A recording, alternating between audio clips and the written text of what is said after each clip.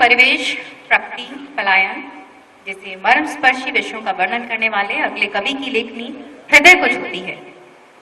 सरल और सरस भाषा के रचनाकार श्री अश्विनी पांडे को काव्य पाठ के लिए आमंत्रित करती हूँ। श्री अश्विनी पांडे।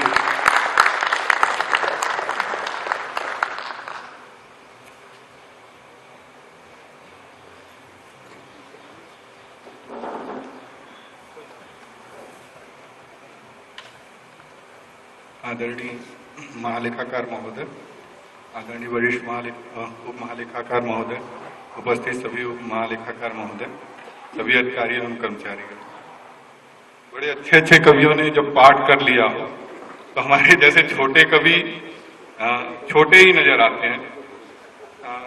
अभी दो तीन विषय जो इस समय बहुत ज्यादा अगर देखा जाए तो चर्चा में रहे हैं, उसमें पहला तो कोरोना था। कोरोना पर भी मैंने, क्योंकि मैं दुर्भाग्य से कोरोना पॉजिटिव हो गया था, 18 दिन घरों में बंद रहा। उसके बाद मैंने कोरोना पर भी एक कविता लिखी, फिलहाल मेरे पास है नहीं। फिर दूसरी और एक समस्या किसान, तो मैं इन्हीं दौरान एक छोटी सी कविता किसानों पर लिख के लाया, वही सुनाने का प्रयास कर रहा हूँ, क्योंकि एकदम नई कविता है, पहली बार सृजित की है, तो हो सकता है इसमें कुछ गलतियां भी हो। तो कविता कुछ इस तरह है। मन में प्रश्न है, मन में प्रश्न है पर जवाब नहीं आता, मन में प्रश्न है पर जवाब नहीं आता, अब नींद ही नहीं आती और ख्वाब नहीं आता। मन सोचता है किसान खेतों में क्या बोता है, मन सोचता है किसान खेतों में क्या बोता है, अपने कंधे पर वह हल क्यों ढोता है।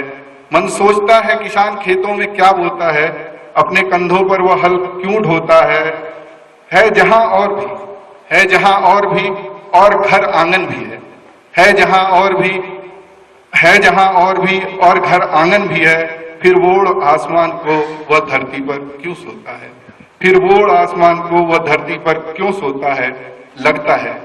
लगता है किसान जो कंधे पर हल ढोता है, लगता है किसान जो कंधे पर हल ढोता है, वह जीवन के उसके प्रश्नों का हल होता है, वह जीवन के उसके प्रश्नों का हल होता है।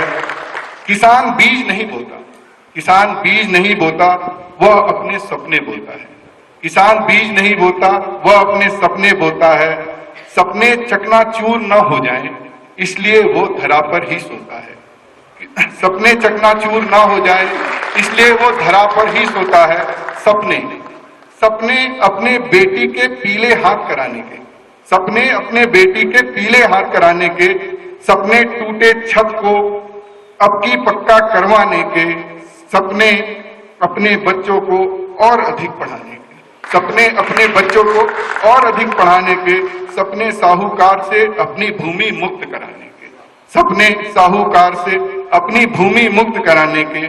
फिर जब अंकुर आता है, फिर जब अंकुर आता है, सपने लेते हैं आकार, धरती माँ के उपकारों का करता फिर वो आभार। फिर जैसे जैसे फसलें अपना आकार बढ़ाती हैं, फिर जैसे जैसे फसलें अपना आकार बढ़ाती हैं, सपने होंगे साकार, आशाएं और प्रबल हो जाती हैं।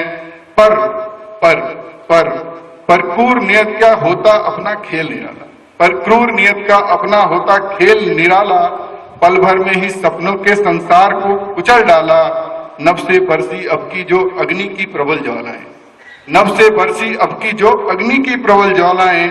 सब कुछ जैसे बिखर गया, बिखरी सारी आशाएं, पल भर में ही नष्ट हुआ, पल भर में ही नष्ट हुआ फसल, ख्वाब सुहाना टूट गया।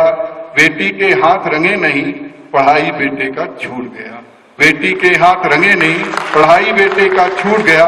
फिर भी नहीं हारा, फिर भी नहीं हारा, फिर से करने संघान चला, फिर हल रखकर कंधे पर गाता विजय गान चला, गाता विजय गान चला। कब तक रूठेगी वह भी, कब तक रूठेगी वह भी, कभी तो उपकार करेगी, कब तक रूठेगी वह भी, कभी तो उपकार करेगी। धरती सींचूंगा मरते दम तक, कभी तो सपने साकार करेगी। बस हर बार इसी प्रतिज्ञा से वह खेतों को जाता है, बस हर बार इसी प्रतिज्ञा से वह खेतों को जाता है नमन उन किसानों को जो मेहनत से अन्न उगाता है नमन उन किसानों को